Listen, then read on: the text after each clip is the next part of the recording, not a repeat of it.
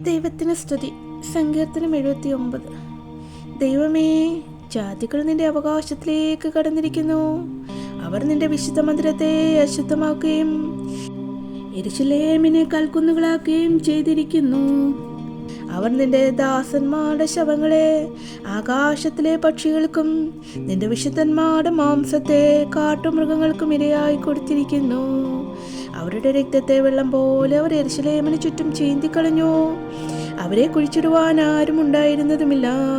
ഞങ്ങൾ ഞങ്ങളുടെ അയൽക്കാർക്ക് അപമാനവും ചുറ്റുമുള്ളവർക്ക് നിന്ദയും പരിഹാസവുമായി തീർന്നിരിക്കുന്നു.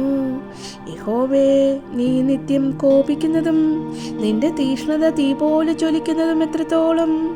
നിന്നെ അറിയാത്ത ജാതികളുടെ മേലും നിന്റെ നാമം വിളിച്ചപേക്ഷിക്കാത്ത രാജ്യങ്ങളുടെ മേലും നിന്റെ ക്രോധത്തെ പകരണമേ. അവർ യാക്കോബിനെ വിഴുങ്ങിക്കളയുകയും അവൻ്റെ പുൽപ്പുറത്തെ ശൂന്യമാക്കുകയും ചെയ്തുവല്ലോ. ഞങ്ങളുടെ പൂർവ്വന്മാരുടെ അകൃത്യങ്ങളെ ഞങ്ങൾക്ക് കണക്കിടരുതേ. നിന്റെ കരുണ വേഗത്തിൽ ഞങ്ങളെ എതിരേൽക്കുമാറാകട്ടെ. ഞങ്ങൾ ഏറ്റവും എളിമപ്പെട്ടിരിക്കുന്നു.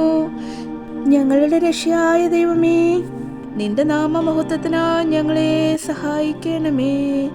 നിന്റെ നാമനിമിത്തം ഞങ്ങളെ വിടുവിച്ചോ. ഞങ്ങളുടെ പാപങ്ങളെ പരിഹരിക്കണമേ. അവരുടെ ദൈവം എവിടെയെന്ന് ജാതികൾ പറയുന്നത് എന്തിനെ? നിന്റെ ദാസന്മാരുടെ രക്തം ചീന്തിയതിൻ്റെ പ്രതികാരം ഞങ്ങൾ കാണുകയെ ജാതികളുടെ ഇടയിൽ വെളിപ്പെടുമാറാകട്ടെ. വൃദ്ധന്മാരുടെ ദീർഘനിശ്വാസം നിന്റെ മുമ്പാകെ വരുമാറാകട്ടെ.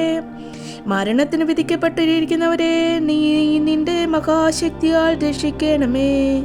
കർത്താവേ, ഞങ്ങളുടെ അയൽക്കാർ നിന്നെ നിന്ദിച്ച നിന്നെ 7 ഇരട്ടിയായി അവരുടെ മാർവിടത്തിലേക്ക് പകരം കൊടുക്കണമേ.